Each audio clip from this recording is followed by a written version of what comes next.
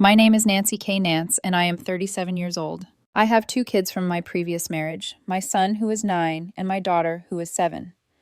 Their father and I split 4 years ago, not in some explosive disaster, just two people realizing they were better parents than partners. We share custody, and the kids stay with me every other week, plus some weekends. It's a rhythm we worked hard to make stable, and the kids have grown up knowing both homes are safe. I'd been dating my boyfriend for about 8 months. At first, he seemed fine with the kids. Asked about them, brought them small gifts. Nothing extravagant, just candy or little toys. He laughed when they told stories, nodded when I explained the schedule. I thought he understood the unspoken rule of my life. My kids come first. Always have, always will. Last night changed everything. The kids were with me for the week. My daughter was in her room practicing her recorder for school, the squeaky, painful instrument every third grader is forced to learn. It wasn't pretty, but she was trying, and I wasn't about to crush that enthusiasm. My son was on the living room floor building something with his blocks, narrating an epic space battle to himself, aliens versus astronauts, sound effects included. Normal kid noise. A bit loud, sure, but it was 6 in the evening on a Tuesday, not midnight. My boyfriend was sitting at the kitchen table with his laptop open, working. He kept sighing loudly, closing his eyes like he was enduring something unbearable. I asked if he was okay. He said he was trying to focus and asked if I could tell them to be quiet. I went into the living room and asked the kids to use their inside voices. They nodded. My daughter stopped practicing. My son kept building, maybe 10% quieter. 20 minutes later, my boyfriend stood up and walked into the living room. He crossed his arms and just watched my son move his blocks around. Then he said it. "Your kids from your ex are annoying. Keep them away when I'm here. I can't deal with this noise every week." The room went silent. My son looked up at him, then at me. My daughter peeked around the corner from her bedroom, eyes wide. In that moment, something in me settled. Not anger, not shock, clarity. All the little comments I'd brushed off over the past few weeks suddenly lined up. They're so energetic, aren't they? Don't you get tired of the constant noise? Must be nice when they're at their dad's. I stood up and said, "Okay." He smiled, relieved, thinking he'd won. He said he just needed peace when he was working. I told him to give me 20 minutes. I walked into my bedroom and pulled his suitcase from the closet. He followed me, still talking, explaining how he wasn't trying to be mean, how kids needed boundaries and quiet time. I started packing his clothes from my dresser. He asked what I was doing. I told him I was packing his stuff because he was leaving. He laughed, actually laughed, and said I was being dramatic, that he just asked for reasonable quiet. I told him he told me to keep my kids away, so I was choosing them. He was the one going away. I packed his toiletries, his charger, his expensive face cream, his work shoes by the door. He asked where he was supposed to go. I told him there was a motel a few miles down the road and I'd drive him. He stared at me like I'd lost my mind. I was dead serious. The drive to the motel was silent at first. He sat in the passenger seat with his arms folded, jaw tight, staring out the window like he was waiting for me to suddenly laugh and tell him this was all a misunderstanding. I didn't. About 5 minutes in, he started talking again, trying a different tone. Softer, reasonable. He said he didn't mean it the way it came out. He said he was stressed, that deadlines made him edgy, that he'd apologize to the kids if that would fix things. I kept my eyes on the road. When we pulled into the parking lot, he finally snapped. He asked if I was seriously dropping him at a motel over one comment. I told him it wasn't one comment. It was the fact that he said it out loud, in my kids' home, where they could hear him. He scoffed and said they weren't even with me full-time anyway. That was it. I told him to get out of the car. I handed him his suitcase and work bag. He stood there under the harsh yellow lights like the reality was just starting to sink in. He asked about the rest of his stuff. I told him I'd box it up and he could pick it up over the weekend when the kids were at their dad's. He stared at me for a long second, then slammed the car door and walked toward the motel office without looking back. I drove home with my hands shaking on the steering wheel, not from doubt, but from adrenaline. My son met me at the door and asked if he was coming back. I told him no. My daughter asked if it was because of what he said. I told her absolutely not. I told her some adults aren't ready to be around kids, and that's never the kids' fault. She nodded like she wanted to believe me, then curled up on the couch next to her brother. We ordered pizza, watched a movie, and by the end of it, they were asleep with their heads on my shoulders. That night, I lay awake, replaying the moment he said those words. Each time I wondered if I'd overreacted, I pictured my daughter's face when she heard him. That settled it every time. The next morning, my phone blew up. 23 texts before 8 a.m. They started with apologies, moved to anger, then circled back to bargaining. He said I was being unreasonable. He said I was throwing away something good. He said he'd apologize to the kids and everything would be fine. I didn't respond. I spent that day with my kids. We went to the park, got ice cream, just normal stuff. My daughter asked me 3 different times if I was mad at her. Each time it felt like a knife. I kept telling her I wasn't, that none of this had anything to do with her. My son, trying to sound grown up, told me she wasn't very nice anyway, and her laugh was weird. Kids always know more than we think. Friday evening, I boxed up the rest of his things, found more than I expected. Clothes I didn't know he kept here, books, face masks, workout gear. I folded everything neatly, not to be kind, but because I was done being emotional about it. I texted him that he could pick it up Saturday at 2, when the kids would be at their dad's. He showed up with his sister. She walked in first, arms already crossed, eyes sharp. She told me I was being immature and that he didn't mean it like that. I told her he called my kids annoying and told me to keep them away. I asked how else I was supposed to take that. My ex tried again, saying he was stressed and had a deadline. I told him stress doesn't excuse disrespect. His sister muttered that this was ridiculous and that I was throwing away a relationship over bratty kids making noise. I stepped forward and told her to never call my kids bratty again. She shut up, but the look on her face said she didn't think I was worth the effort. They loaded the boxes in silence. As they were leaving, my ex turned back and told me I'd regret this and that good luck finding someone willing to put up with my whole package deal. I told him the package deal was the best part of my life. I changed the locks that night. By Monday morning, I had texts from his friends telling me I was heartless and cold. I blocked every one of them. Then my landlord called. Someone had reported me for illegally subletting the apartment. Complete lie. My landlord checked the file and told me everything was fine. The caller had said they were a concerned neighbor. I had a feeling I knew exactly who that was. And that's when I realized he wasn't done yet. The week after the landlord call felt lighter on the surface, but underneath, I was tense. The kind of tense you get when you've dealt with enough petty people to know they don't stop when they lose. They just get more creative. The kids and I slipped into a calmer routine. Homework, dinner, a show before bed. Without someone sighing dramatically every time the house sounded like children living in it, the apartment felt warmer, safer. My daughter started practicing her recorder again without looking at me first for approval, like she was checking whether she was allowed to take up space. My son built his block towers higher, louder, prouder. It was ordinary, and I didn't realize how much I'd missed ordinary until it returned.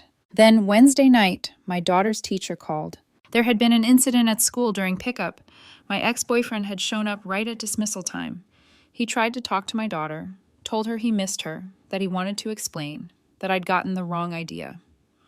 My daughter, bless her, told the teacher she didn't know him very well and felt uncomfortable. The teacher intervened immediately and called me. My stomach dropped so hard it felt like I was falling. I was at work about 20 minutes away. The kid's father was supposed to pick up that day, but was running late from a meeting. I called him first, explained what happened, and his tone changed instantly. That protective, no-nonsense tone that reminded me why we might not be married anymore, but we were still a team when it came to our kids. He left his meeting early and got there fast. By the time I arrived, he was already handling it. My ex-boyfriend was in the parking lot arguing with the school security guard about having a right to see the child. I walked up and told him he had no rights there and he needed to leave. He tried to justify it, saying he just wanted to apologize and I wouldn't let him talk to me, so he thought this was the only way. The kid's father stepped between us, calm but dangerous. He told my ex-boyfriend that showing up at a child's school was completely inappropriate, and if he didn't leave immediately, we'd call the police. My ex-boyfriend's face went red. He demanded to know who he was. The kid's father told him he was their father and this was over. Something in his voice made it clear there was no negotiation. My ex-boyfriend left, but not before shouting, "This isn't over." We filed a report with the school. They flagged his name and photo in their system. He was not authorized to be on campus or near the kids. I called a lawyer friend that night, not because I wanted drama, but because I wanted to know my options if this escalated. My daughter was shaken. She kept asking why Dad's friend was at her school. I tried to explain in a way a 7-year-old could understand that sometimes adults make mistakes and act in ways they shouldn't, and it's not the child's job to fix it. She nodded, but her eyes looked too serious for her age. Ice cream and a movie helped, but I could tell something had shifted for her, a sense that the world could surprise her in the wrong way. Thursday, I thought it might calm down. I was wrong. I got a text from his sister, long and emotional, saying my ex-boyfriend was struggling, that he wasn't thinking clearly, that I broke his heart, and could we all sit down and talk like adults? I replied with one sentence. He showed up at my kid's school. There's nothing to talk about. Tell him to move on. She called me cold. She said he loved me and made one mistake. I told her it wasn't one mistake. It was a pattern. He insulted my kids, tried to manipulate me, and then tried to corner my daughter at school. That's not heartbreak. That's entitlement. Friday was quiet. Too quiet. Saturday morning, the kid's father called me and asked a question that made my blood run cold. Did your ex-boyfriend know where I live? Someone egged his car the night before and left a note on the windshield that said, "Tell her to call him." I felt sick. He'd been dragged into this because of my judgment, and that guilt hit hard. He told me we needed to document everything now for the kid's safety. He was right. We spent the day compiling evidence, screenshots, the school incident report, photos of the egged car, the note, every text message that showed escalation. That evening, I sent my ex-boyfriend one final message. I told him any further attempts to contact me, my kids, or their father would result in legal action. It was his only warning. He replied immediately, pretending ignorance. Then 2 minutes later, he wrote that maybe if I talked to him like an adult instead of blocking him out, he wouldn't have to find other ways to get my attention. My lawyer friend said that was basically an admission. Sunday, he posted on social media. Long post about toxic women who use their kids as weapons and punish men for having boundaries. The comments were mixed. His friends backed him. A few mutual acquaintances questioned him. Some people who knew me defended me. I didn't respond. I didn't engage. My lawyer friend told me to stay silent. Monday, I kept the kids home from school. We needed a day where the world didn't feel like it had teeth. We went to the movies, got lunch. My son asked why we were skipping school. I told him sometimes we need a day to remember it's just us three and we're okay, really okay. That night, my lawyer friend emailed me. We had enough to file for a restraining order. I looked at my kids sleeping, peaceful for the first time in days, and the decision felt easy. Yes, file it. The restraining order moved faster than I expected. At first, it was temporary, granted within days based on the school incident and the message he sent admitting he was finding other ways to get my attention. A hearing was scheduled a few weeks later. In the meantime, the order barred him from contacting me, my kids, or their father, and from coming anywhere near our homes or the kids' school. For the first time since that Tuesday night in the kitchen, I felt like the ground under my feet was solid again. He didn't take it quietly. He showed up to court with his sister and a new expression I hadn't seen on him before, contrite, wounded, misunderstood. He apologized in a low voice, said he was emotional, said he never meant to scare anyone, said he just wanted to make things right. His lawyer argued that he was heartbroken, not dangerous, that grief makes people act irrationally. The judge wasn't buying it. She reviewed the school incident report, the text messages, the photos of the egged car with the note taped to the windshield. She pointed out that showing up at a child's school requires planning and clear intent, not confusion. She reminded him that no adult has the right to approach a child after being told no by a parent. Then she made the order permanent. 3 years. He tried to speak directly to the judge at the end, said he only wanted to apologize to the kids. The judge cut him off mid-sentence and told him that was exactly the problem. He didn't get to decide what was appropriate anymore. Walking out of that courtroom felt like closing a book I didn't want to read but needed to finish. His sister glared at me as we passed in the hallway. I didn't look back. This wasn't about winning. It was about protecting my kids. The fallout online lasted another week. Vague posts about legal abuse, about being punished for setting boundaries, about toxic dynamics. Most people scrolled past. A few mutual friends reached out to ask what happened. I told them the truth in one sentence. He showed up at my child's school without permission after I ended the relationship. Everything else followed from that. No drama, no debate. Then the noise stopped. The kids adjusted better than I expected. My daughter stopped asking about Dad's friend. My son mentioned once that he liked it better when the house wasn't crowded. Kids have a way of distilling things down to what matters: safety, calm, being allowed to be themselves without tiptoeing around someone else's discomfort. My relationship with their father got stronger too. Shared stress has a way of clarifying priorities. We communicated more, coordinated schedules better, and backed each other up without ego. He joked that my terrible taste in men made him look better in retrospect. I told him the bar was low, and he still cleared it. A couple of weeks later, I was at the grocery store with my daughter. She took forever deciding between two boxes of cereal that were basically the same. A man about my age smiled at us and told me my daughter was adorable. We talked for a few minutes, nothing heavy, nothing rushed. He didn't flinch when my daughter started telling him about her recorder practice. He didn't sigh or check his phone. He just listened. He gave me his number. No pressure. Coffee sometime if I wanted. I took it. I haven't called yet. Maybe I will. Maybe I won't. I'm not in a hurry anymore. That night, as I tucked my daughter into bed, she looked up at me and said she was glad I didn't pick someone mean like in the movies. I told her I was glad too. She fell asleep clutching the same stuffed elephant she's had since she was 2. My son was already snoring down the hall, probably dreaming about spaceships. The apartment is quieter now, but it's a good quiet. The kind where kids can practice instruments and build towers and be loud and messy and alive without worrying about bothering anyone.